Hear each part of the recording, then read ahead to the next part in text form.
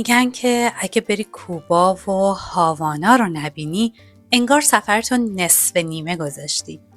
هاوانا جاییه که باید با چشمات ببینی تا باور کنی همچین جادویی واقعاً وجود داره. ما سفر یه روزمون رو به هاوانا از وارادرو شروع کردیم و این تور رو هم مستقیما از نماینده شرکت ایر کانادا گرفتیم به مبلغ $130 برای هر نفر. اولین مقصد بعد از رد کردن شهر وارادرو پل باکونا یاگو است. این پل بزرگترین پل کوباست و حدود 110 متر از سطح دره فاصله داره. چشم انداز فوق‌العاده‌ای داره. نمایی دیدنی از دره و جنگل‌های استوایی یوموری رو ارائه میده. کنار پلم یه سکوی دیدنی هستش و یه کافه کوچیک که معمولاً گردشگرا اونجا استراحت میکنن و برای عکس گرفتن از اونجا استفاده میکنن. شما اگر تور جیپ سافاری رو هم شرکت کنید، این تور در جنگل‌های اطراف رودخانه یوموری برگزار میشه. خب بعد از عبور از این پل به شهر ماتانزاس نزدیک میشیم. شهری آروم و فرهنگی نزدیک به وارادرو که به آتن کوبا و شهر پل‌ها هم معروفه. ماتانزاس چند دانشگاه مؤسسه آموزش عالی هم داره که بخش عمده از آموزش‌های تخصصی و فرهنگی کوبا رو در این شهر ارائه میدن و آموزش حتی در سطح دانشگاهی هم در کوبا فری هستش. ماتانزاس حال و هوای اصیل و کمتر توریستی داره، محیط ساده و هنری و آروم.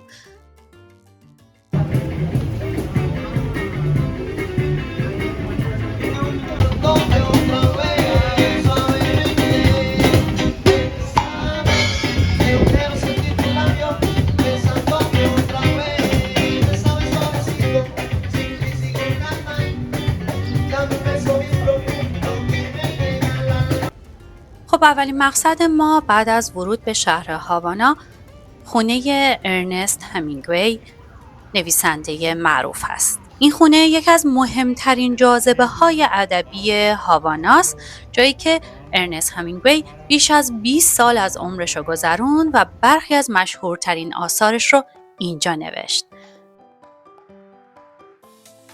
میگن که کتاب پیرمرد و دریا و همچنین زنگ ها برای که به صدا در میآیند تو این خونه نوشته و تکمیل شدن.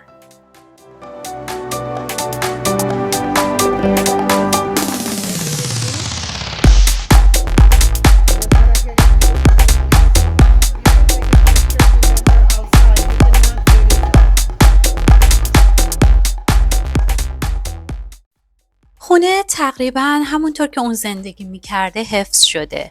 انگار زمان 60 سال پیش اینجا متوقف شده.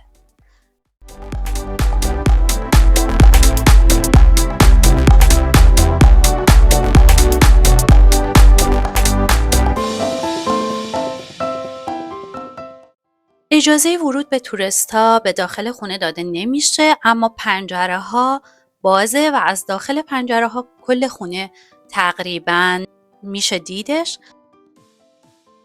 با حضور تو این خونه انگار شما دارید روح نویسنده رو درک میکنید. کتابخونه شخصیش با بیش از 9000 کتاب دیده میشه. اتاق کار، میز تحریر، اتاق خوابا با وسایل اصلی، تفنگ ها، دوربین ها و حیوانات تاکسیدرمی شده.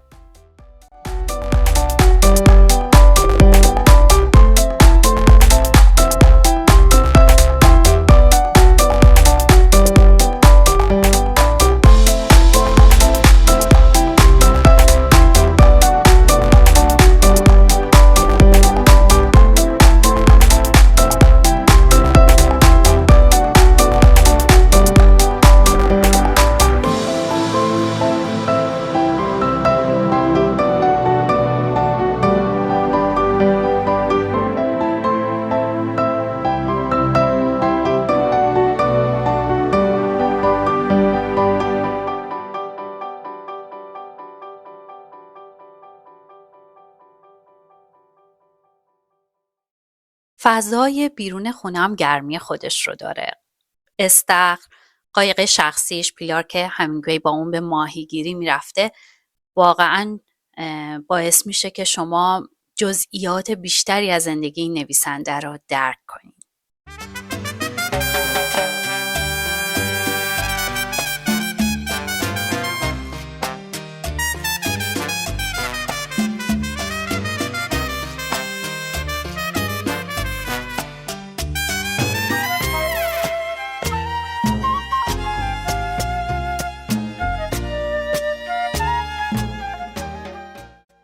هاوانا پایتخت کوبا شهریه که انگار زمان در اون متوقف شده، اما زندگی با رنگ‌ها، موسیقی و انرژی خاص جریان داره. این شهر ترکیبی از تاریخ، فرهنگ، معماری استعماری و روحیه شاد مردمه.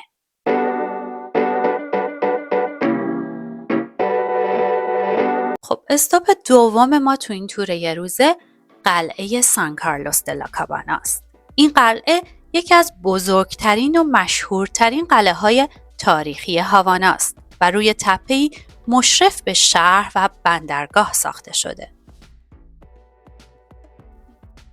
ساخت این قلعه در سال 1763 میلادی شروع شده و تقریباً 30 سال ساختنش طول کشیده.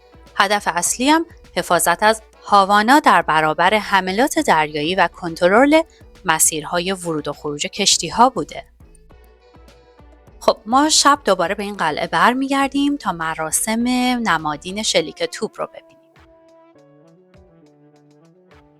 ولی در این بخش به یکی از غرفه‌های این قلعه میریم تا با رام کوبایی بیشتر آشنا شیم. رام نماد فرهنگ و تاریخ کوباست در اصل.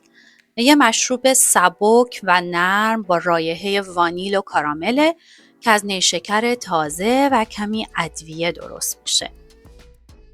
خب ما در اینجا 3 مدل رام رو تست میکنیم و برامون توضیح داده میشه که از 2 مدل روشن‌تر اون بیشتر برای تهیه کوکتل های کوبایی استفاده میشه و مدلی که تیره تر هست رو معمولا به صورت تنهایی مصرف میکنن.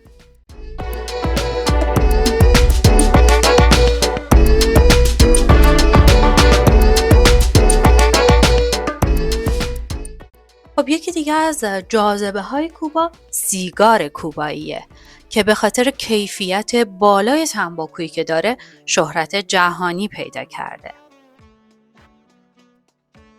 اینجا خانم لیدر داره به ما معرفی میکنه که این سیگاری که میبینید جزو بلندترین سیگارهای کوباییه که البته بیشتر جنبه نمایشی داره.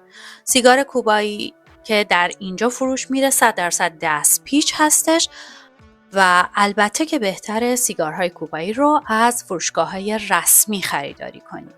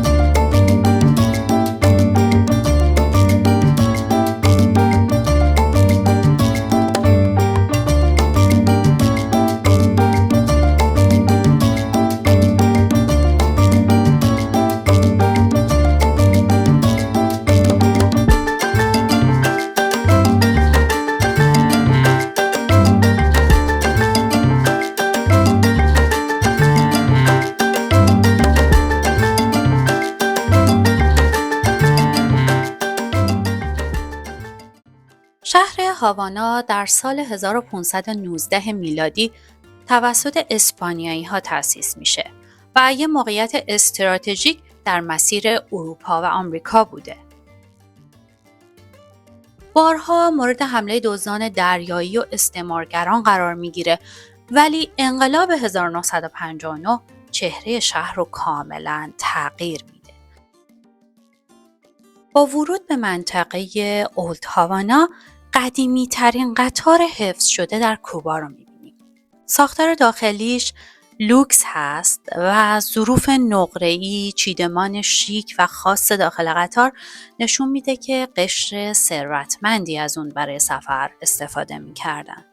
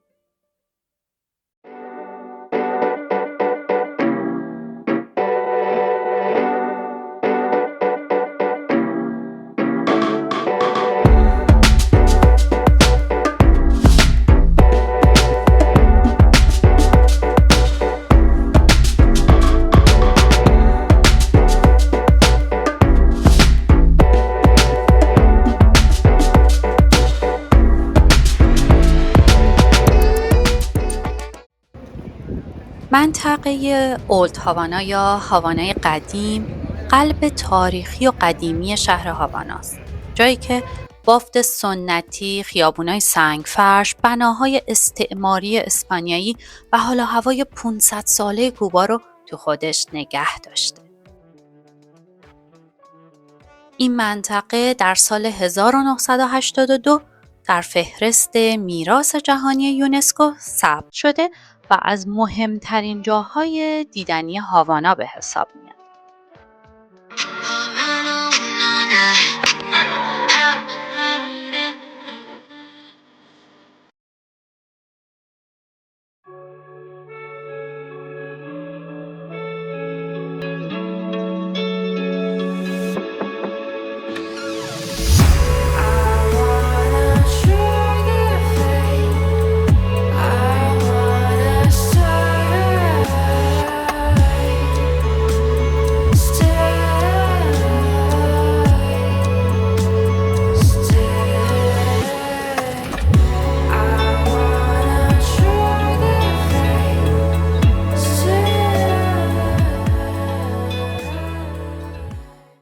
این میدون یکی از 4 میدون اصلی هاوانای قدیمه که با ساختمونای استعماری رنگارنگ، کافه‌های روباز و معماری مربوط به قرن 17 و 18 شناخته میشه.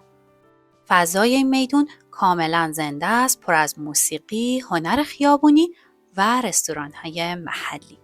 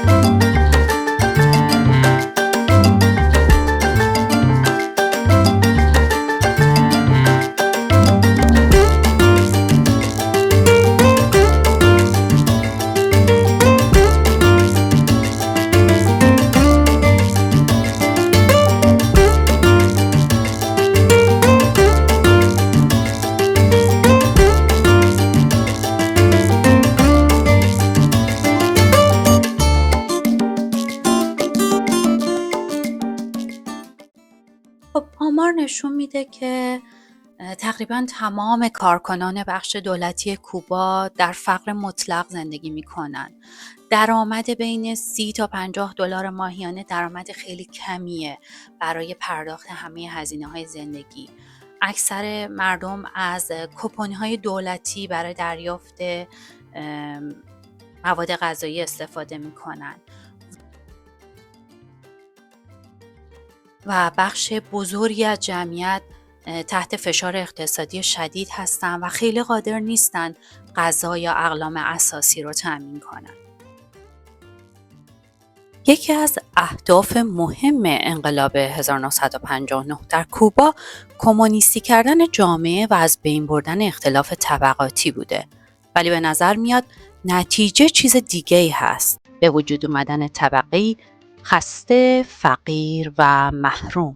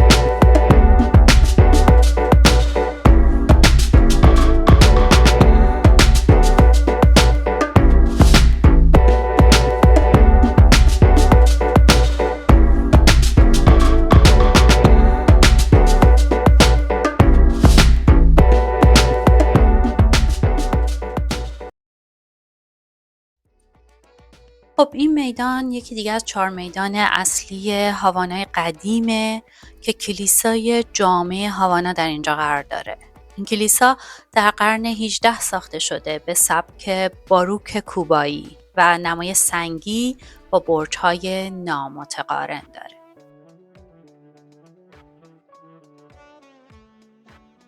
نمای بیرونی بیشتر شبیه یک قاب سنگی موج داره که بسیار برای عکاسی سوژه جالبیه. میگن که بخشی از بقایای کریستوف کلم قبل از اینکه به اسپانیا منتقل بشه در این کلیسا نگهداری میشده.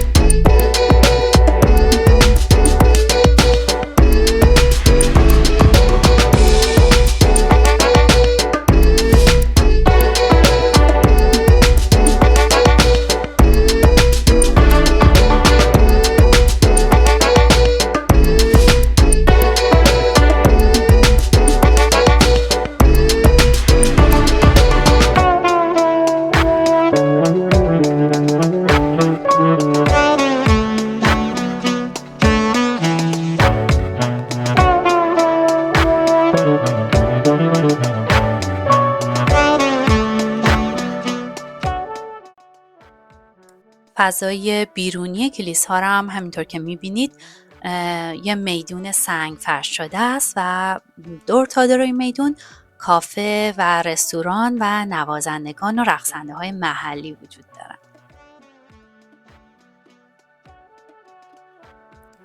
خب در این بخش ما سوار یکی از این ماشین‌های کلاسیک قدیمی شدیم تا یه دوری تو کوچه پس کوچه های هاوانا بزنیم.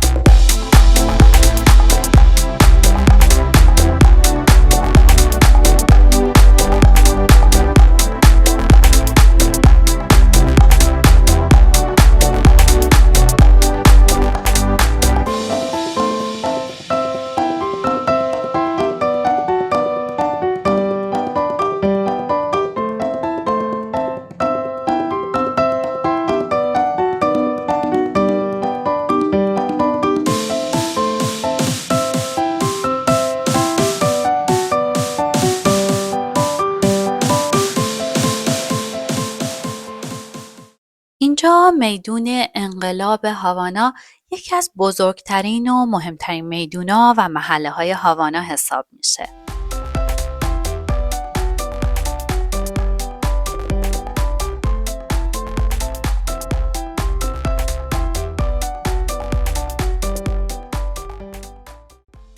همینطور که میبینید تصاویری از انقلابیون کوبا در دور تا دور این میدون رویت میشه.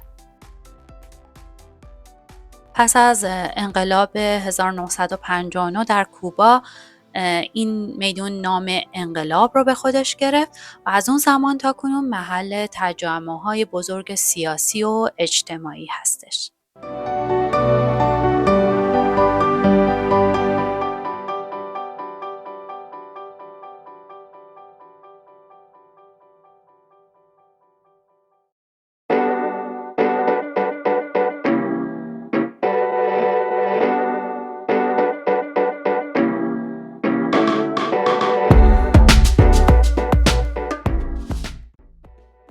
در این بخش از گشت شهری به پارک جان لنون میرسیم که یکی از معروفترین و محبوبترین فضاهای شهری هاوانا است. جان لنون یک نماد موسیقی راکه که در کوبا چندان پذیرفته شده نبوده. در بخشی از این پارک یه مجسمه برنزی از جان لنون هست که روی نیمکت نشسته و عینک مخصوصشو داره. زیر این مجسمه جمله معروف جان لنون حک شده که میگویی شاید من یک خیال باف باشم اما تنها نیستم.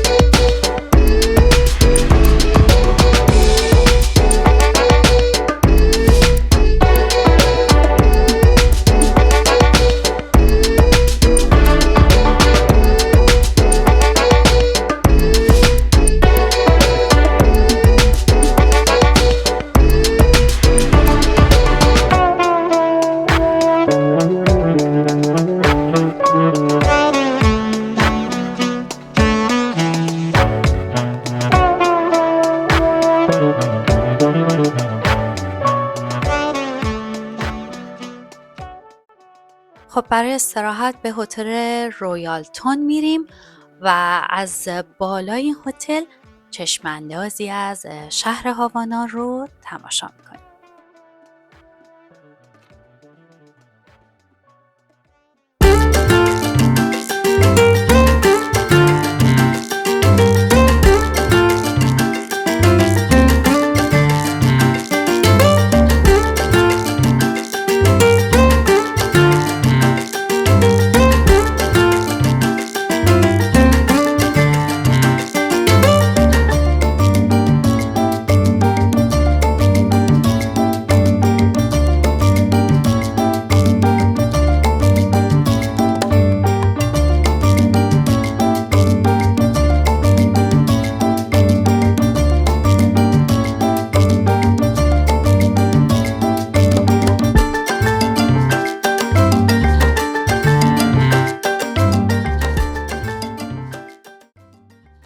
ساختمان کپیتولیو در سال 1929 ساخته شده و الهام گرفته از کپیتول واشنگتن دی سیه، اما بزرگتر و پرجزئیات‌تر.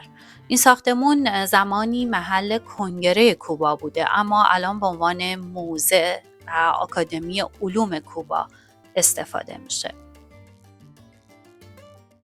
ترکیب ستون‌های کلاسیک و طاق‌های بلند نشون میده که این ساختمان معماری نئوکلاسیک داره.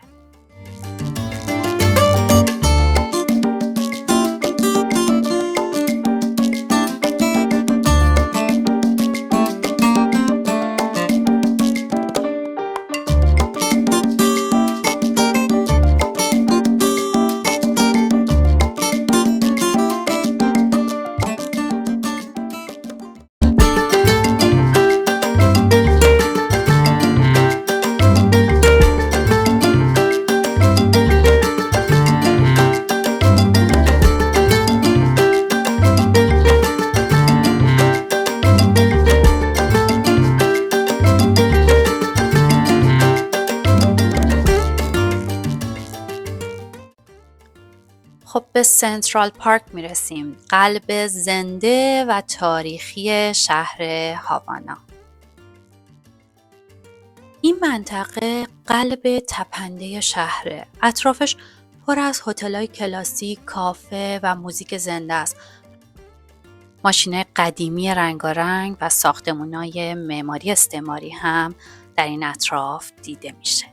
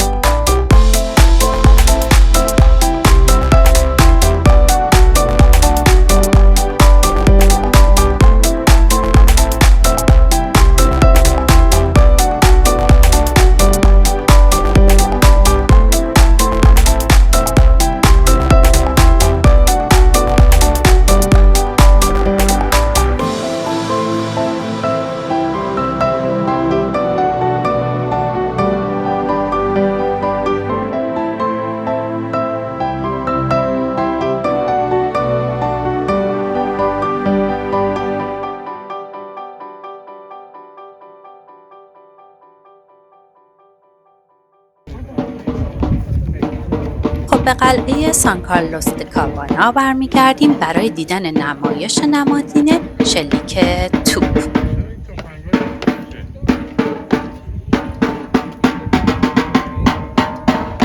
در اینجا سربازانی با لباسهای قرن 19 رو میبینید که صحنه‌هایی از زندگی نظامی اون دوران رو بازسازی میکنند.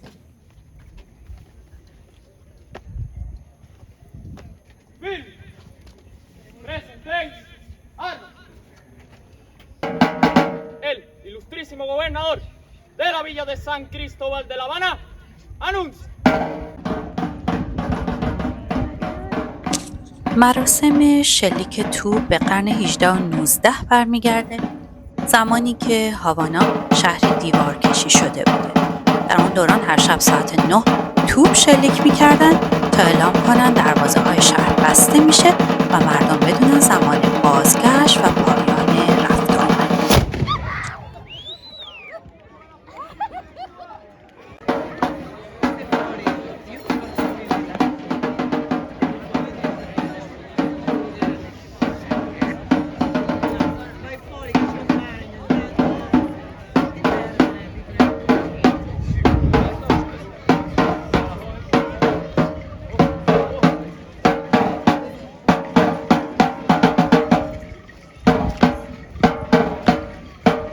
جنگ تموم شد.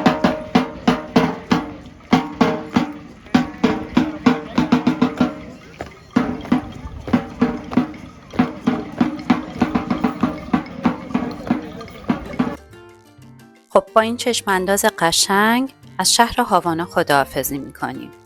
این یه سفر یه روزه و کوتاه بود به هاوانا، ولی قطعاً اثرش بلند و ماندگار خواهد بود.